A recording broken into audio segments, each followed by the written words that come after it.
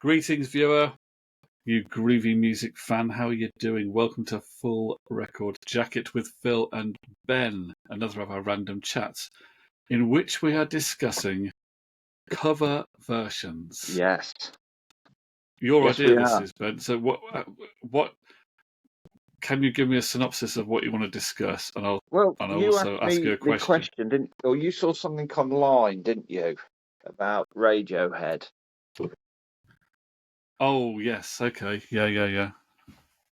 That. And what was that? What was that quote? Well, it was a quote about. I mean, it was really obviously the person posting it was trying to have a dig at Oasis, but they basically said, and obviously they were a Radiohead fan, and they said if you took Oasis and locked them in a room and locked Radiohead in a room and told them they had to cover each other's song, Radiohead could quite quickly come up with a pretty good cover of "Don't Look Back in Anger" or any Oasis song, and it would be a pretty good cover of it. Whereas Oasis could be in there for years, and they still wouldn't figure out how to play the guitar solo in Paranoid Android. Yeah, which is a load of Which, tripe, isn't it? Because well, I mean, it may well be true that Johnny Greenwood's guitar playing is very outstanding, and a lot of other guitarists are not able to match that. But that doesn't mean that. Obviously, that doesn't mean that Oasis is a bad band. It's not. It's not always no. about Well, virtuosity, is it?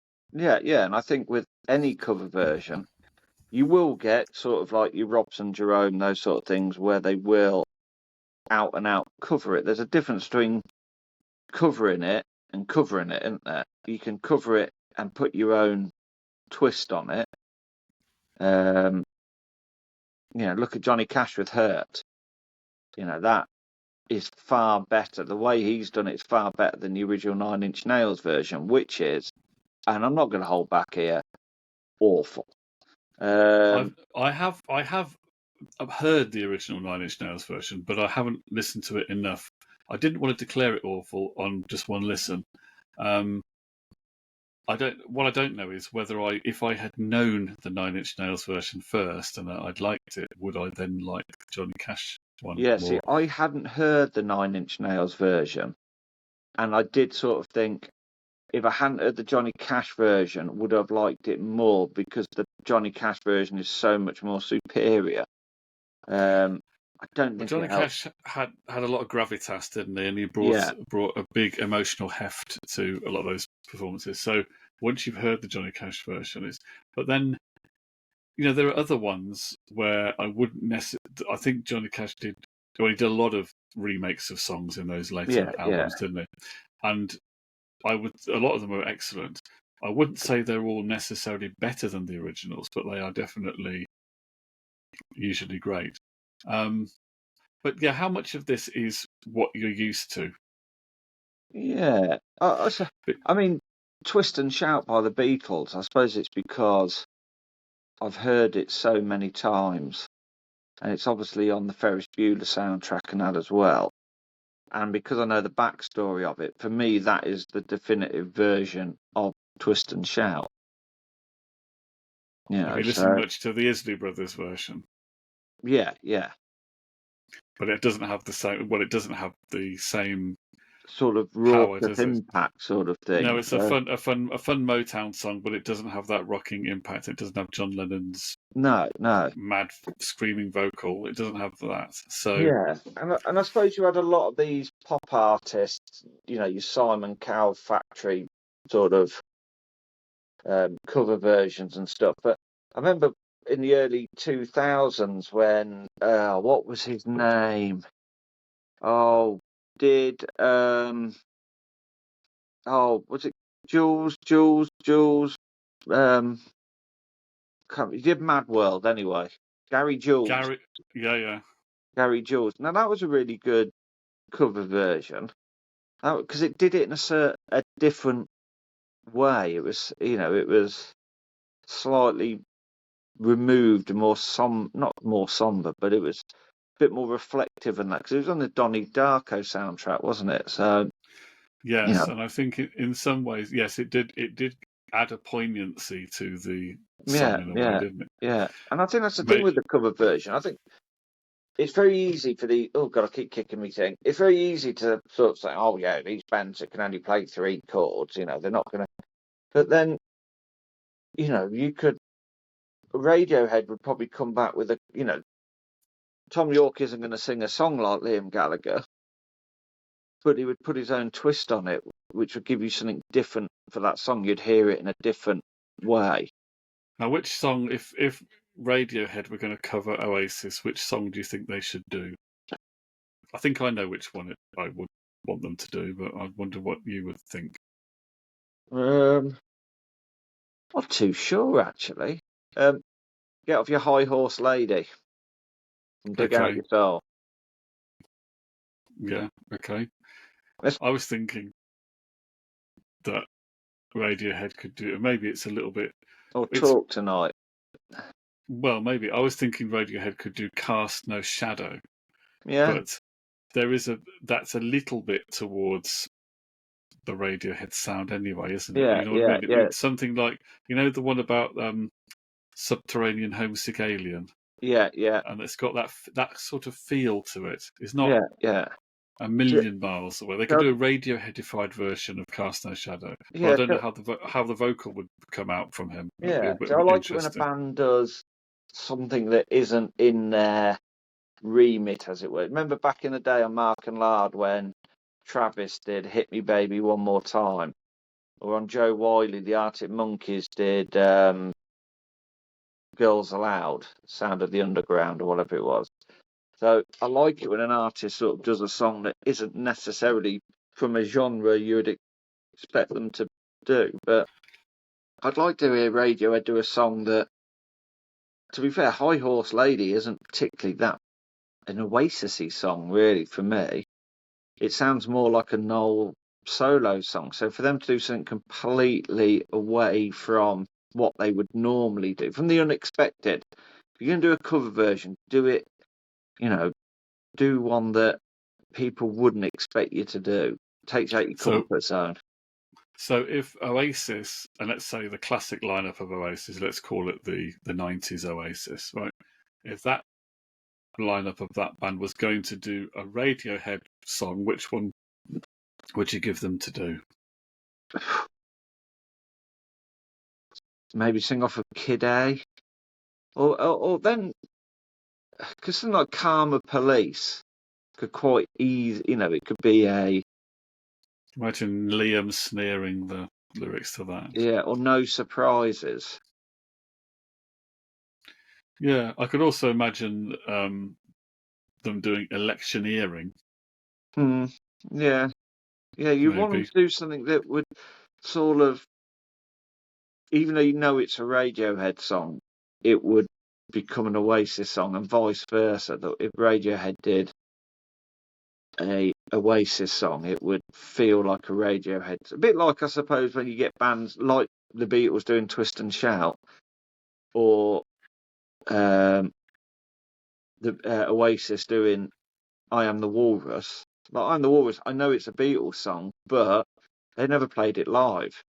I've heard it more live and I've seen it live by Oasis. So it's nice when you sort of, if somebody says a song title, you instantly think of the cover version and not the original version.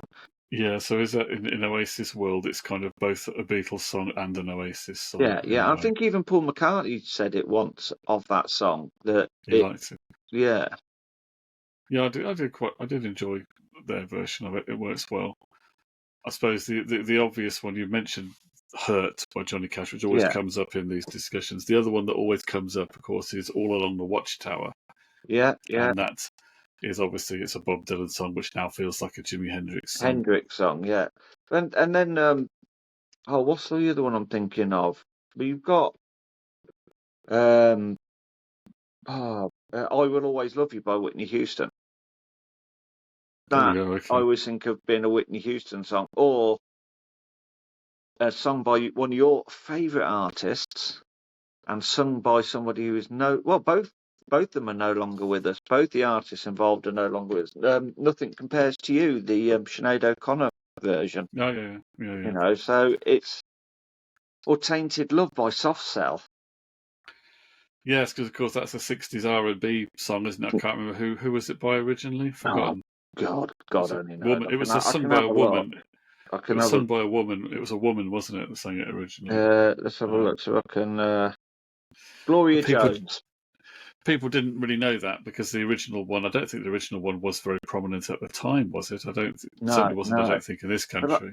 And I tell you, a good one, which before I really saw, a lot of people would associate this song with Nirvana from the MTV Unplugged, was the Man Who Sold the World.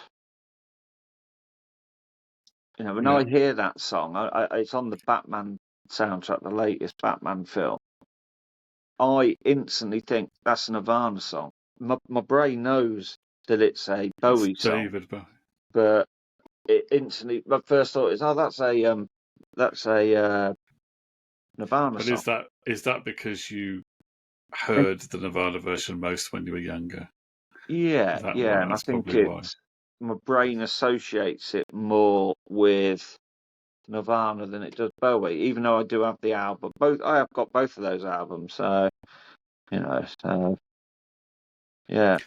Talking of Nirvana, have you ever heard the Tori Amos version of "Smells Like Teen Spirit"? I have, yeah. When we were doing our greatest, our favourite albums of the 90s, I came across that track. If anybody wants to find out what our greatest album of the 90s is, you'll have to scroll back through the videos and find it. There is many a video of me and Phil discussing albums. It's basically a box set, isn't it? It's basically, yeah, just binge watch. Don't bother about Breaking Bad. Just watch our albums of the 90s. Yeah, Talking Bad. So, but no, I have heard that, but it's. I tell you what, one cover version I did really like back in the day, and I say back in the day, it was 2004. Remember Jamie Cullum? He did yes, of course, yeah. He did a version of High and Dry by Radiohead, and I really did enjoy that version of it. To be fair, I really did. On his first album, when he was. Do you remember his first album was called 20-something? Something, yeah, the white cover. On his first album, he did a version of an old Cole Porter song. He did "I Get a Kick Out of You." Yeah, I thought that was a good version of that. A fun version of the old standard. Well, he's the Radio 2 jazz guy now, isn't he?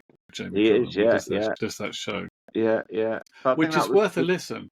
I should listen to that more because I used to sometimes listen to his jazz show. And it's always interesting. He pulls out some. Yeah, I don't mind Jamie Cullum. He's one of those. Just one of those artists you forget about, isn't it? A bit like Katie Melua and Alicia Keys, that sort of. I do. Yeah, I think when a cover version's done well, Oasis have done a few cover versions of B-sides, haven't they? So Heroes, Street Fighting Man, The Slade. Come On, Feel the Noise. Obviously, I Am the Walrus. They've done Helter Skelter as well, didn't they? So they've done a few cover versions. That doesn't matter how big you are, you can still cover a song and make it slightly better. But then you do get some rubbish cover versions. Would Mike Flowers Pop be a rubbish cover version, or is it a good cover version because it's something completely different? I think it was really intended to be fun, wasn't it? And I don't think it can be taken seriously. So I think it's good if you want a bit of cheesy fun, but it's not something I want to hear too often. But no. Well, I'll tell you what, one cover version I do like, which is quite left field, is I think it's on the album. It may be the B-side on the single. But do you remember Vanessa Carlton? I do, because I don't know much about her, but I remember she did a song with Counting Crows. She did indeed do a song with Counting Crows. She covers Paint It Black by the Rolling Stones. Okay. Which, when I first saw that it was on there, I was thinking, oh, this is going to be a bit rubbish, a bit Phil Collins, Tomorrow Never Knows. But it's actually not a bad version. Obviously, a vocal's not going to be as powerful or as thingy as the original, but it just adds a different twist to it. If you get what I mean. I tell you what, I tell you who else covered Paint It Black. I think it was in the 90s. Yeah, they did do. I'm just double checking. It was I think it was done as a B-side in the 90s. A very well known band did a cover of Paint It Black. Can you think who that would have been? You know what? I do know who it was because it was a B-side on a single, wasn't it? Yes. Single that came from a very successful album in the 90s. Very big band. I have this CD single because I have it on. I have that B-side. Are we talking early, mid, or late 90s? I think this would have been the early 90s. I've got this CD single. I can't think. Guess which? Go on. You're going to guess which? It's one of the biggest bands of all time. U2? Yeah. Yeah. It was one of the Acton Baby singles. I can't remember which single it was, but they did do it. I must admit, it's a very, very long time since I've heard it. I remember that I didn't think it quite worked, but maybe I don't know. Well, it's one of those. Well, that's how I felt with the Vanessa Carlton one, that it didn't. But then I think you have to divorce yourself away from the original, don't you? Exactly, that's the thing. And I think I didn't want to divorce myself from the Stones original. I think that was my problem with it. Yeah. I think if you're open to it, it's probably not a bad interpretation of the song. No. But, well, if it's U2, so there's obviously going to be a lot of people who hate it. Yeah. Because it's U2. And it's also the song that got me into the Rolling Stones. And do you know why it got me into the Rolling Stones? What, the original Paint It Black? Yeah. Where I first heard it. Where would you have first heard Paint It Black? Well, I have no idea. It was in a TV show? It was a TV show. It was on late at night on ITV, and it was called Tour of Duty, about the Vietnam War. And Paint It Black was the end credits song. It was opening credits. I'm pretty sure it was the end credits, and that's what sort of got me into listening to the Stones. Well, the original Stones version is such a great performance in the studio. They really go for it, don't they? It's one of those songs and it's Brian Jones on the sitar. The drumming is great, of course. It really drives it along, and then you got even the sitar and everything. It makes it a bit exotic, and they're just like they're all playing as if they've got no time left. Yeah. It is a really good. Probably one of the best tracks of all time. It's difficult to hear a cover of that because when you really love the original, you have to really think this is not. We're not comparing this to the original. This is not attempting to erase the original. We're just doing bring something else out. Yeah, and I think that's what a cover version has to do. If you're doing an out and out copy of it, like I don't know, Westlife and Uptown Girl, it was But I think when you do it and you could take any song, you could take a song from a genre you're not that keen on. So, I don't know, I was going to say reggae, but that's your favourite genre. But we'll go with reggae. You could take a reggae song, which is an out and out reggae song, and you could cover it. And it has been done. There's plenty of examples of it being done. You can turn it into something different. And I think if you can do that with a cover version, God, I'm going all philosophical here. But you can, maybe somebody who isn't into that genre of music might listen to it and go, well, do you know what? I want to hear the original. And then they might go and buy the album. And therefore, you're making Blimey, Riley. Simon Cowell's been onto something all this time. Release cover versions, get the original artist some cash. Boom, shakalak. God, I went all deep there, didn't I, Phil? Blimey, Riley. So there are bad cover versions, but I think a good cover version, doesn't matter the song, is okay with me. And all this arty-farty bloody nonsense about, oh, well, you could lock all these people in a room and they would not be able to copy the intricacies of Radiohead's guitar work and the vocal prowess. Bore off. That really annoyed you, didn't it? That comment, but it was just somebody. It wasn't about it annoyed me. I just thought they weren't there was no thought put into it. They were talking about comparative virtuosity of the bands. I think that was what they were going on about. Yeah.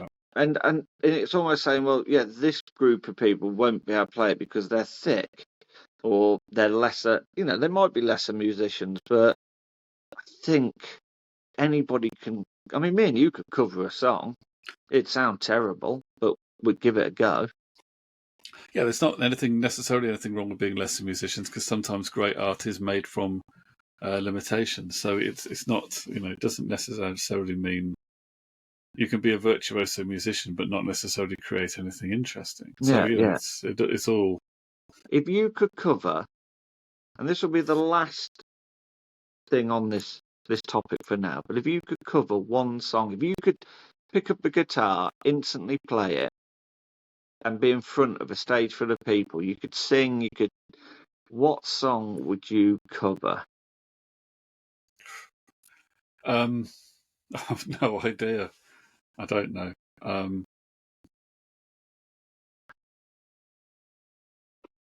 I'm blank on this. I mean, there's so many songs. If I could cover a song, what would I do?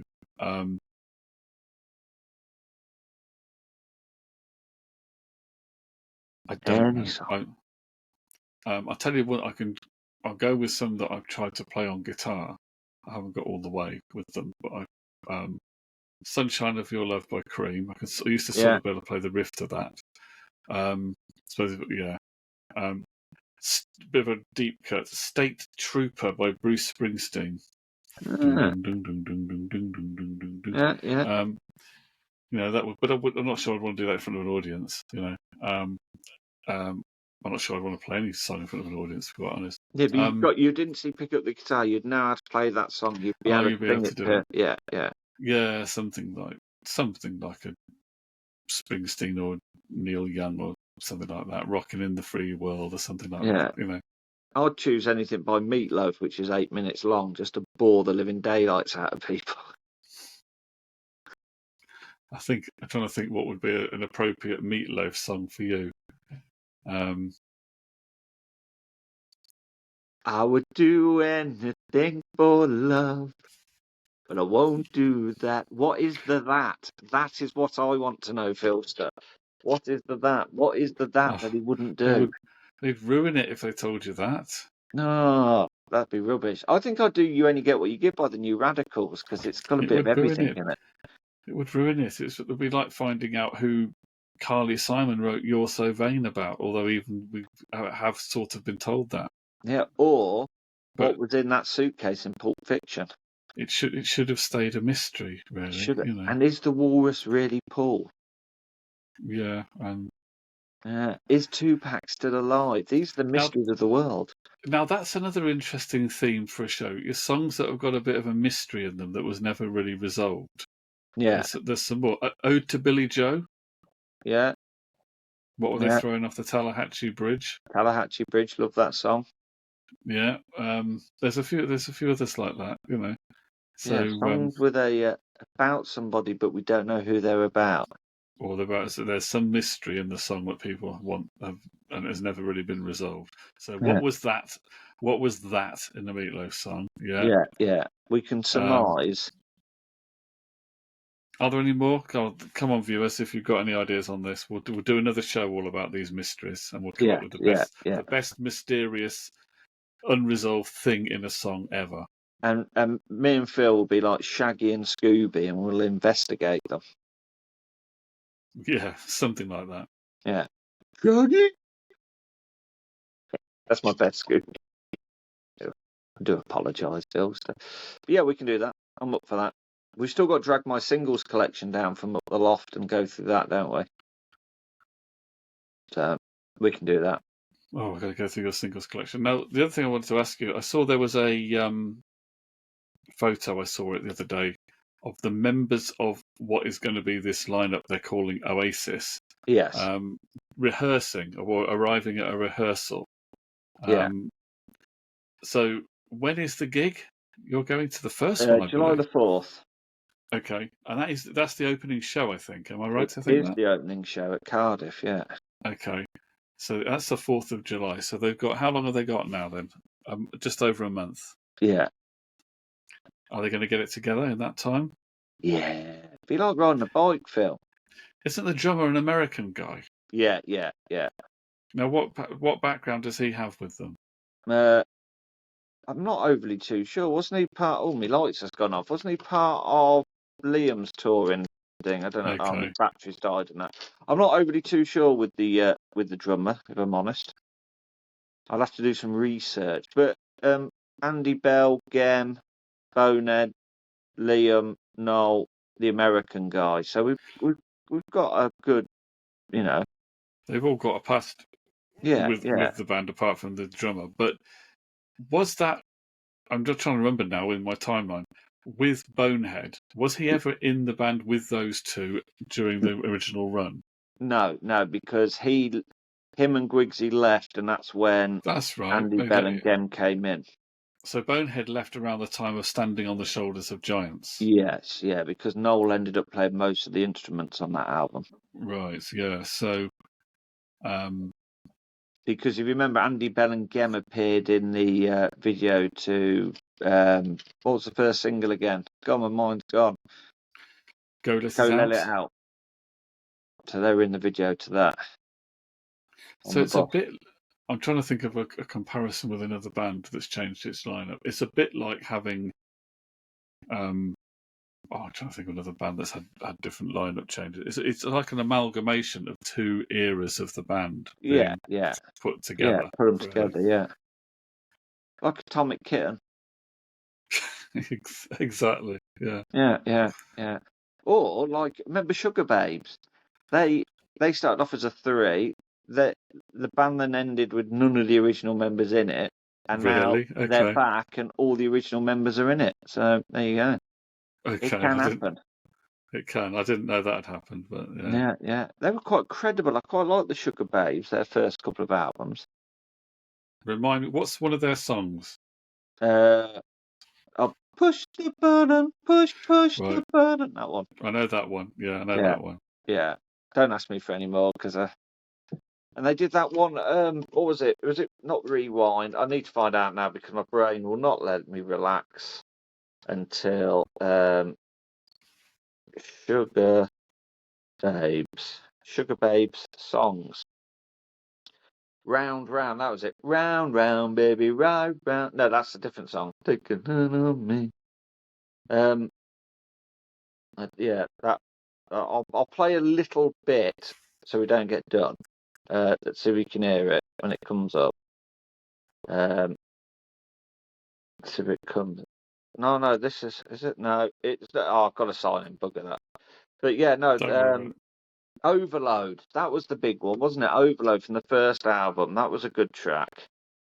I must know this if I hear it. I must know it, but I think if you hear it, you'd know it. I think it would. Yeah. It would mean that you would endure. Here we go. In fact, I'm logged in. Don't play it because we'll get done. We'll get copyrights. We'll have to click pay things. Somebody. But anyway, to go check it out. Overload by the Sugar Babes.